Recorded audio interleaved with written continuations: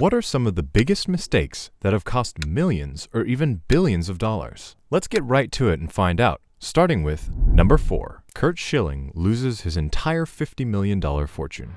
In 2022, former baseball pitcher Curt Schilling tweeted a scathing criticism of President Joe Biden's student loan debt forgiveness program. The program would provide former students from $10 up to $20,000 to pay off their student debt, but only for those who earned less than $125,000 a year, or a household making less than $250,000.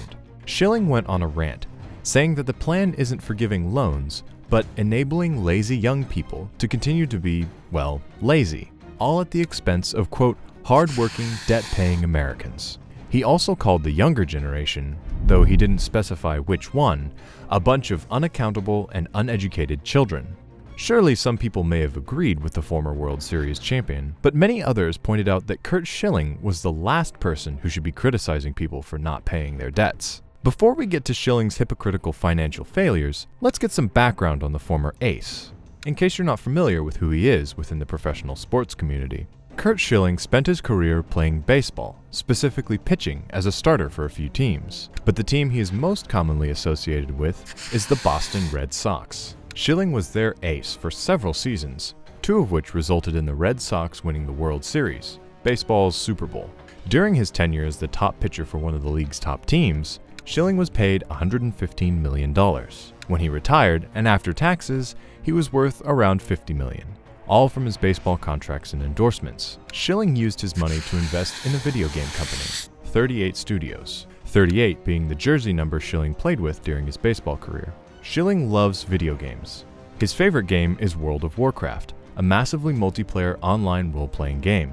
It was Schilling's goal to make and sell a game similar to World of Warcraft for his gaming studio. To help fund his company, Schilling took out a $75 million loan from Rhode Island's Economic Development Corp., a government-owned company similar to government-run universities. In exchange for this rather large loan, Schilling promised to move his company to Providence, Rhode Island and create 450 new local jobs. Everything started out smoothly. Schilling moved 38 studios to Providence, $75 million in hand, and also the 450 jobs, with potential for more employment in the future. This future employment was dependent on 38 studios growing into a big, profitable company. After all, it was being helmed by a famous name, which is always a good thing for a company to have.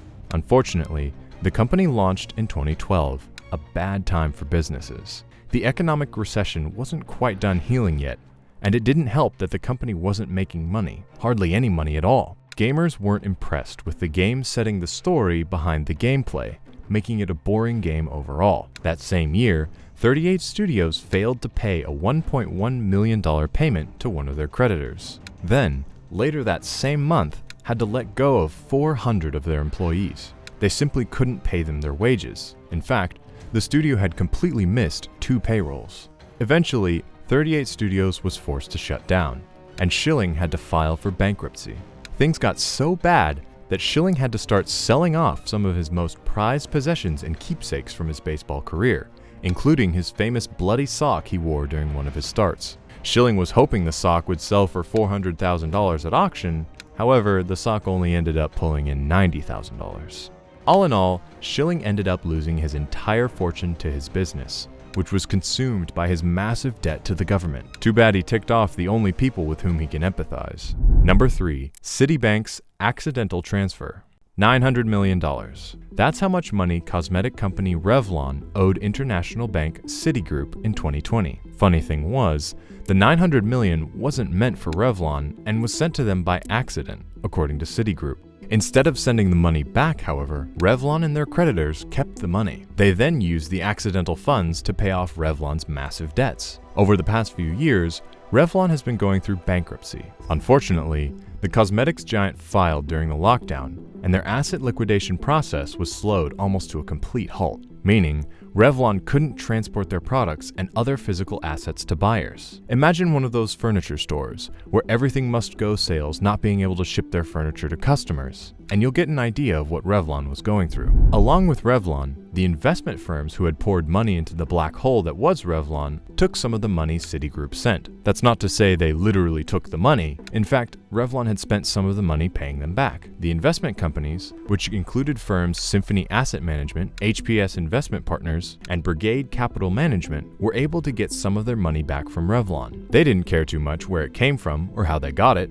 as long as it was legal. And technically, the money they received from Revlon was legal tender. But when Citigroup asked for their money back and only got roughly $400 million, they decided to take legal action to retake the rest. By the time they brought their suit to court, the remaining balance of $500 million was spread over the Revlon lenders. The lenders, of course, still refused to hand over the money they received from Revlon, who'd gotten it from Citigroup, lots of money moving. Citigroup argued that Revlon willingly accepted their money, even though they had to have known it was sent to them accidentally. In response, Revlon had denied their argument while also refusing to acknowledge Citigroup's right as a secured lender. Essentially, they were saying Citigroup doesn't count as a lender to them. The other lenders, who were basically bailed out by Citigroup, make the same claims. If the suit fails, Citigroup may be out $500 million, and it's very likely they will indeed lose the remaining money they accidentally gave to Revlon. Since the money was given willingly and Revlon never requested the money as a loan, it will be difficult to force the company and the investor companies to give it back in a court of law. If that's indeed what happens in the coming years,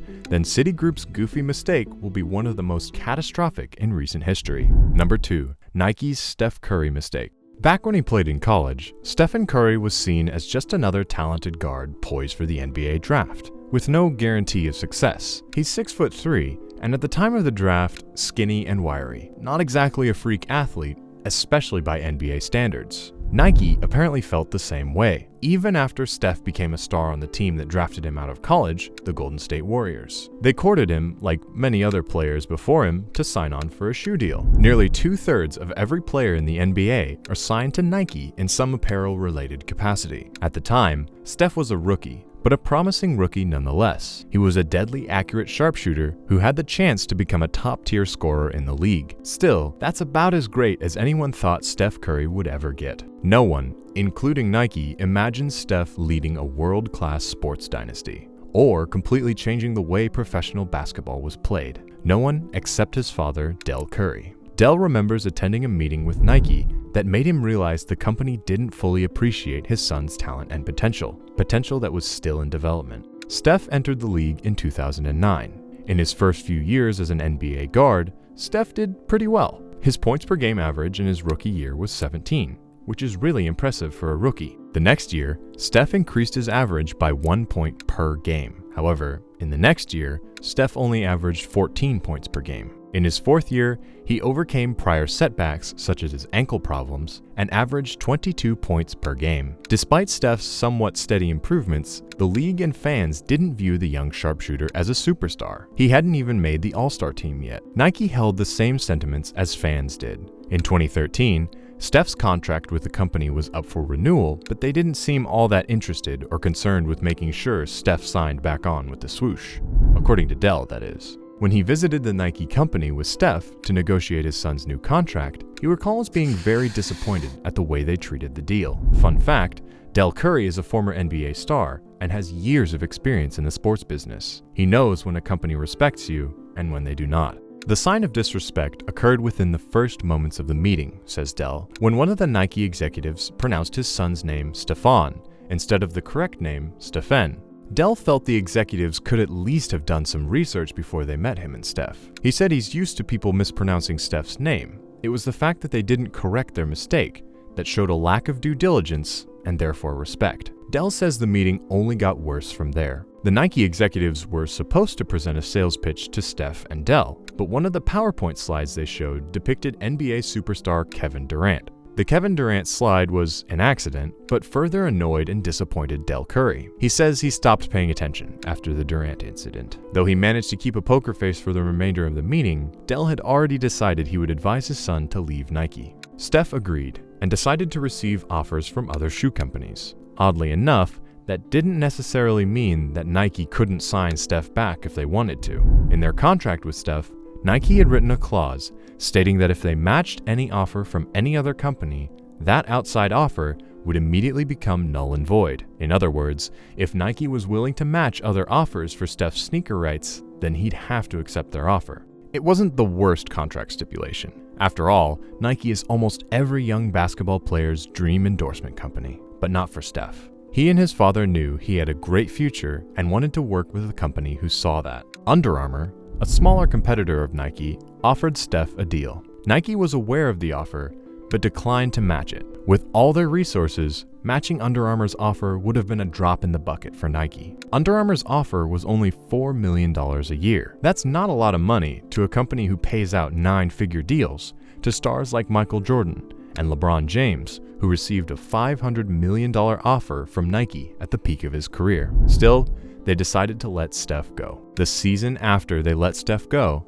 the baby-faced assassin, as fans began to call him, went on a 3-point shooting spree. His points per game average went up to 24 and earned Steph his first All-Star appearance. Then 2016 happened. Steph averaged a league-leading 30 points per game and also won an NBA championship. On basketball courts across America, from cracked concrete playground courts to polished hardwoods, amateur players tried to imitate Steph's signature move, the quick-release step-back three. Many other players started shooting like Steph, but the now common move will forever be associated with the baby-faced assassin. Suddenly, Steph was the hottest player in basketball, rivaling even LeBron James in popularity, and his shoes, now designed and manufactured by Under Armour, were flying off the shelves. Reports say their sales grew to 350%. They've been one of Under Armour's biggest sellers ever since, and helped launch the company into the collectible sneaker market. And of course, made them millions and millions of dollars that Nike didn't make. Number 1. University of Florida and Gatorade. The University of Florida's mascot is an iconic blue, orange, and green alligator. If you've ever watched college football, basketball, or baseball, you've probably seen it before. But there's one more logo associated that you've definitely seen at some point in your life, even if you didn't know it was connected to the University of Florida: the Gatorade logo. In fact, the iconic sports drink you've enjoyed during Little League games and pickup basketball meetups was actually invented at the University of Florida. In 1965, the Florida Gators football team was attempting to run their summer practice program, but one problem kept slowing them down: the swampy Florida heat. If you've never been to Florida during the summer, you should know that it's like the inside of a sauna from sunup to sundown. Players smothered in heavy pads and uniforms were passing out nearly every day from heat exhaustion in 100+ degree heat. The coaches were stumped.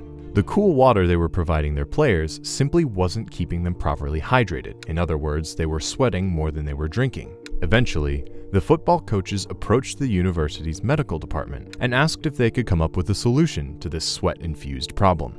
4 of the teachers in the department started working on a drink that would help keep the players hydrated by giving them a higher concentration of the chemicals that aided in hydration, such as carbs and electrolytes. The group also burdened themselves with the even more difficult task of making the drink taste good. These scientists were led by Dr. Robert Cade, who directed Dr. Jim Free, Dr. Dana Shires, and Dr. Alex de Quesada. The team scientists eventually came up with Gatorade because it, well, aided the Gators football team. This success story has been told many times by the Gatorade brand, how their drink helped the sweaty, red-faced football players not pass out during practice and become a more efficient and, most importantly, healthy team. Then, of course, the university scientists started selling their drink to other schools, and then, eventually, to everyone else in the world. What they don't often tell you about Gatorade's association with the school is how they abandoned the rights to the Gatorade brand, leaving it all to the scientists who created it. Still, the school essentially funded their research. Not to mention, their school mascot is in the company name. You'd think the University of Florida would have a sizable stake in Gatorade, but they don't. The 4 scientists/teachers offered to give the rights to the school, but the school said they didn't want it. At the time, Gatorade was just an invention used by Florida athletes, and not the multinational corporation it is today. The drink had been praised by the Florida Gators football team who credited Gatorade with helping them win the coveted Orange Bowl in 1967. Still, it was hard for anyone to imagine what they would become, even the school that created it. Today, Gatorade is defined by its electrolytes and the array of flavors we all love, with cool names no one ever uses. They've become so common, we simply say, "I'd like the blue Gatorade." Every grocery store, convenience store, and most concession stands in America sell Gatorade, usually earning the company around $200 to $250 million per year. There's even a ceremonial tradition that teams perform after they win a championship, called the Gatorade Shower, where the players pour an entire tub of Gatorade on their head coach. But back in the 60s, Gatorade was primarily a drink of the Gators. After the Orange Bowl victory in '67, Dr. K decided he would sell the rights to Gatorade back to the Florida Gators. He offered the rights to the university for $10,000. In today's currency rate, that $10,000 was around $75,000. Still, Gatorade was a product with immense potential, but the University of Florida still wasn't interested. Dr. Cade proverbially shrugged his shoulders and began approaching other buyers. After some negotiations, Dr. Cade struck a deal with Stokely Van Camp, selling 100% of the company to them for a much larger sum of $1 million, which is roughly around $7.5 million today. The company also gave Dr. Cade and the other doctors royalties on every gallon of Gatorade sold. In the hands of Stokely Van Camp, Gatorade quickly became a powerhouse brand, especially after they paid $25,000 to be the official drink of the NFL. Revenues skyrocketed so high that nearly everyone had heard of Gatorade, including the University of Florida. In 1971, the school suddenly wanted Gatorade back. According to Dr. Cade's biography, he was told by the Florida Gators that Gatorade belonged to them, and all the royalties, even the ones owned by the 4 doctors who'd invented the drink, belonged to them as well. Unfortunately for the university, their case was weak, especially considering most of the funding for the production of Gatorade came from a federal grant. Nevertheless, the lawsuit only lasted 3 grueling years. In the end, the university received a settlement in 1972 that granted them a 20% stake in Gatorade's revenue. Today, they've earned well over $200 million in revenue, with an average annual payment of $20 million. The 4 doctors who actually created Gatorade didn't fare too bad either. Between the 4 of them, they earned a combined $1.1 billion. $200 million is a large sum, but nothing compared to the potential billions they could have made from owning the entire Gatorade brand. Click to watch one of these next videos, and let us know in the comment section what you'd rather drink for hydration, Gatorade or any other drink of your choice.